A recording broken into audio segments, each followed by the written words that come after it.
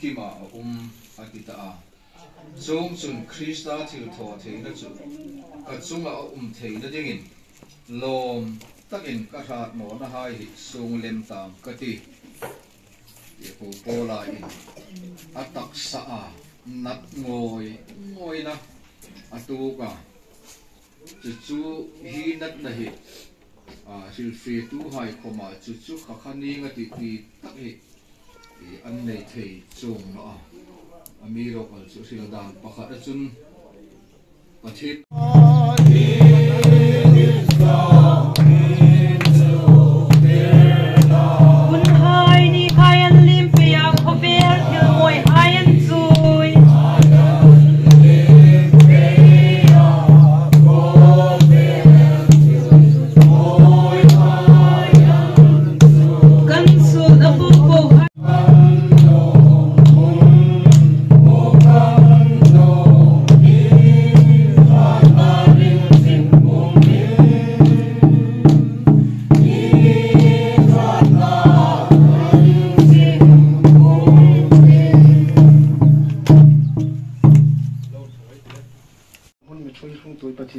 thum sin la he in rit sanga ka u in pasala nei na hi kum tam takalo lim ta sin khom in sum te har sat na lein hun lam hun tak kan nei thei no sin khom he la nei thei tho ding pathian bang rem ro te kan lom le la moi su ni he mi riam ei tam bek chu ring no lai jing ben su ro pan ye re ma ro pa chu ei sik rem re ma lo ma rem re ma lei chon he voi su na ko ulan ro thling tu lo din hla na ngai lut saka veng sung mi pui le chung po ting mi pui hi program ngai na taka mi hum bang pui tu hai chunga masa taken in chunga lom thu ka jok thila le adora he no fe no bai ta ulan ro sang kha khala ma di hun sang oi ba ba la sei ve ding la ka do mai tu kha lom lom thu sil da mi pui chunga ka jok dei kha mo oi kita ngai ta mo sama to in asil no hai sil in ai pathin chunga ai lon thu sin na mi rim rem ru ni sin la khom thi voi sun atak ram nge lalpan program hai mang thei dinga ami hei sin ni ai pathin thana jar chau ani ti hi ai hang hu lok me hang ti em la chun hi in khana program ngai poi mo em na hi lai hu na mi hu op tu hai in chung lo mu kang ti em la chung hi lai hu na in mi hu thang pek na khela thil pek ro pui tak hai khom in mi hung pek mani sin chul hai mak san hi lai hu na in mi hung thang pek thil pek ro pui tak hai le in hung pek na ye lom ne ro pui ka ti em la lal pa din pek ro na hai tam takin mal som sin la cheu ka hang mu ma chun voi sun ni hin pi le pu dan ang taka voi sun hin kanu le pa in an dam lai ni nge ya hin sana program hai hang phang thei dinga an hang hi alon le ro pui ka ti tak zetela dam na le sia na te tu ei pathin sunga thari alom thu kang ril ni sin la voi sun hin hi kai khom hi hin sunga in thokin ka hun to na tak ani tak lein kai khom ka sung hai sung hin lo khang ti em la hi thil ro pui tak hai an mi hang tho pe ka an mi hang tho pe na chunga le an mi mangai na hi lo ne ro pui ka ti em la kai khom ka lom na in em tir na ni ka sung hai thil pe tlom ti ka hang nei no ma chung hang mang ka ta lai mo na hin nang su pe hai sin la ka nu le ka pa ka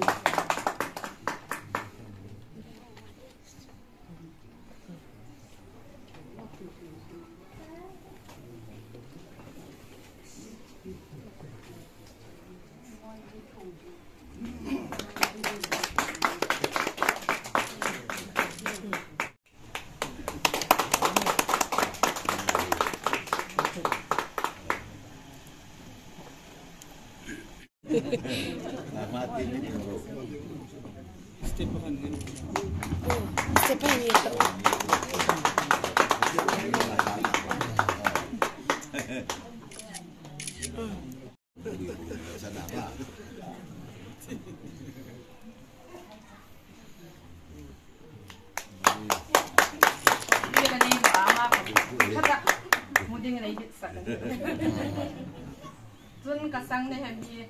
mai dau pang takana. Oi mo em takanin.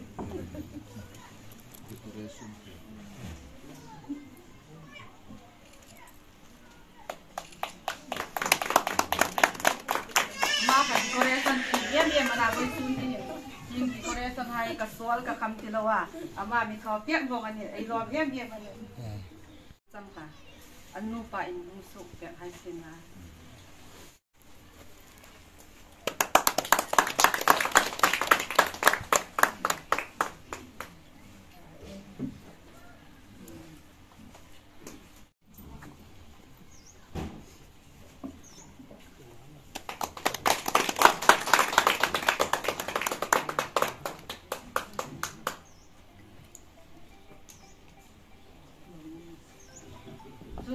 Kapicir kamu anu ka yung supek sina.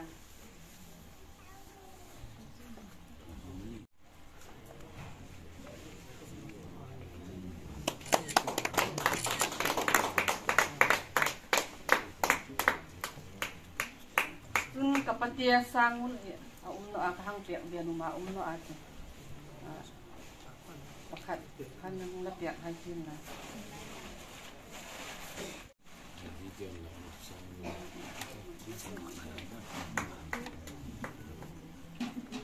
Sun kani hai ini panikane ya kapa far hai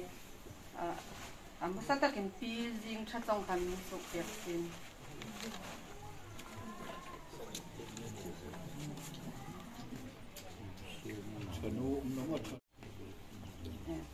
mana kung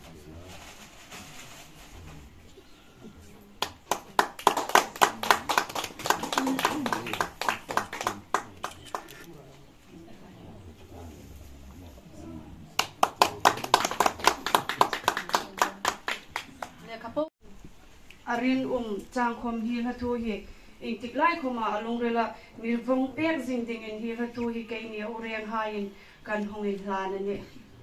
kan hongin hlan ding nui van ram ti ha pathin ro puina ding nui hlan ka te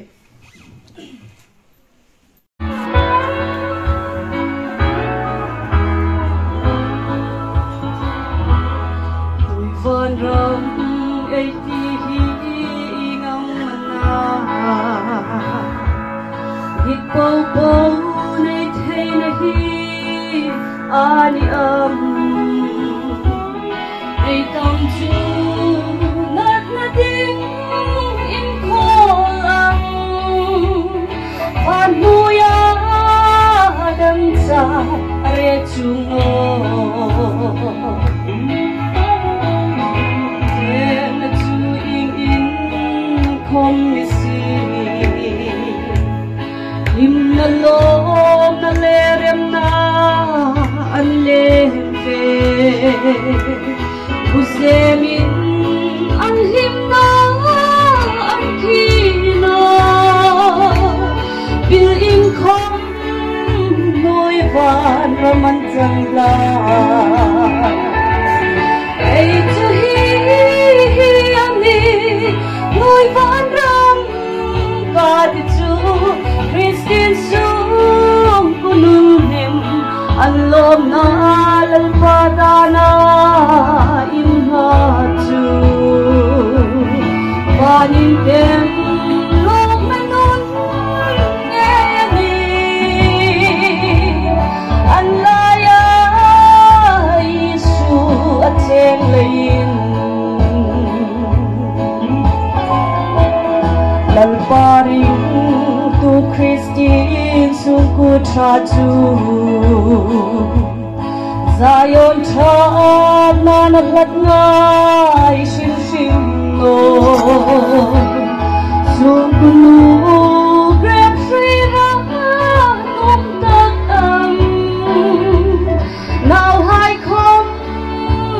olive tu yang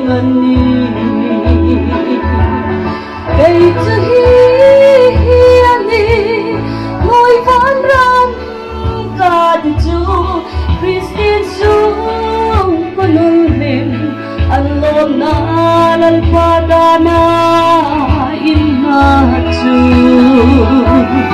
panin tem lok na non ngeni anlaya isu ateng lain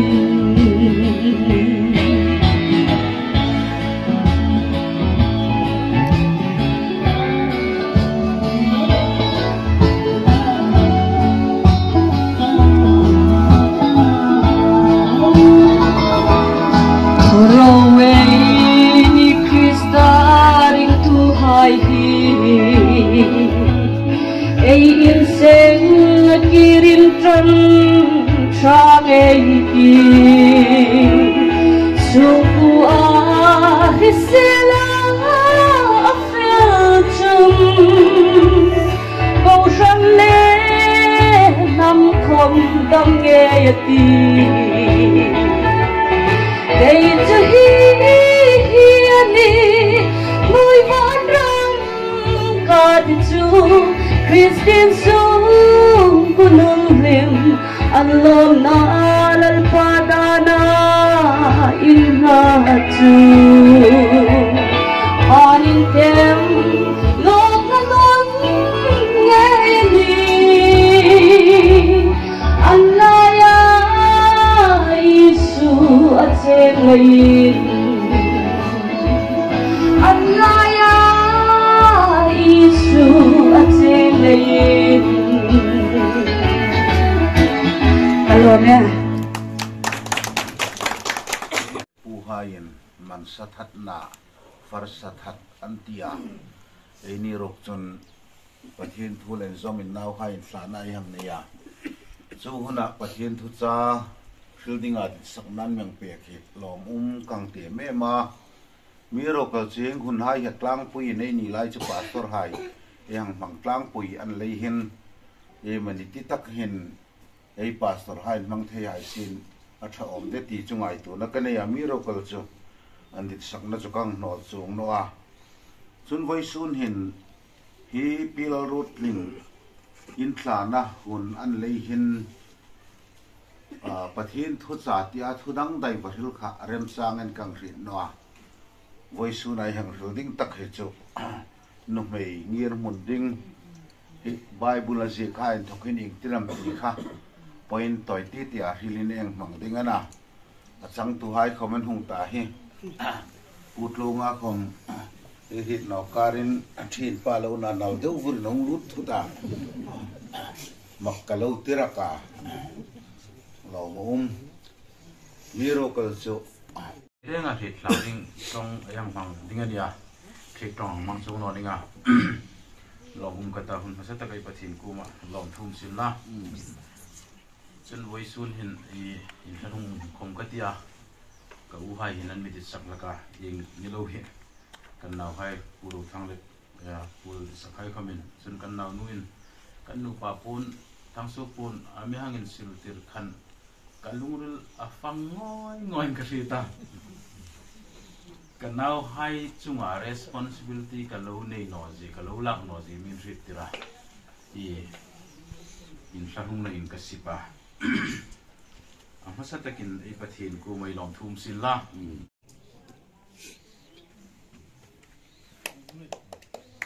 ini pilal rutling Shanghai kan mangai na le kan lai na jinen te na ding thil pe klom te kan ang nei tu ma tuin ka sang no ni le amal tu sang tu ka usira tu sam chen thil ro pui ta kan ang te tu mi ro so hi sang pani ta ding kan lang na ya ma ding ba chen ne ma ro chen so na ding chen kan lang in silem ro se pilal rutling ka mi reflection na pu la ro thang hong kai se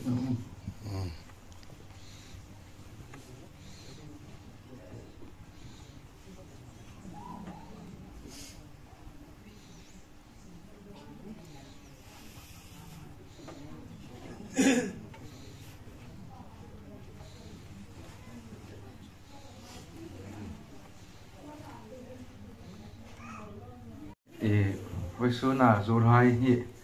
nung sil kanum hlela pun venga hisel no pun nung thang suka so nga chum kan nia zu khoman so ngam tan wa sanin thu pa kil khata sin hai chan hei tho ti ta ta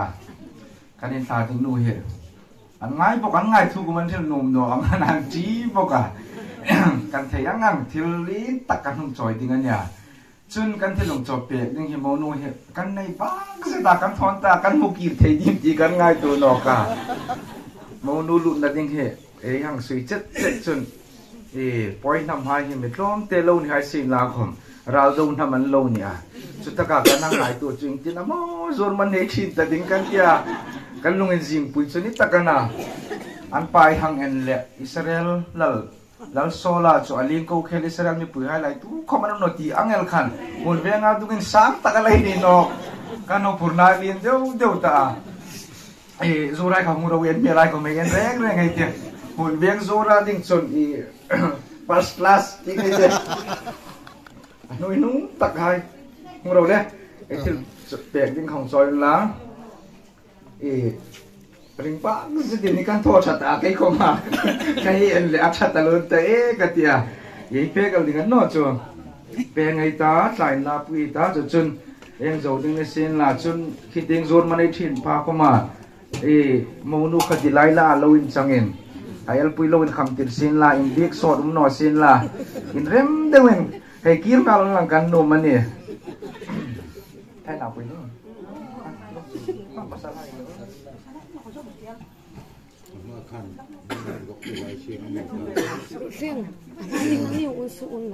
nang ni pani ong sok de ro lam wang lo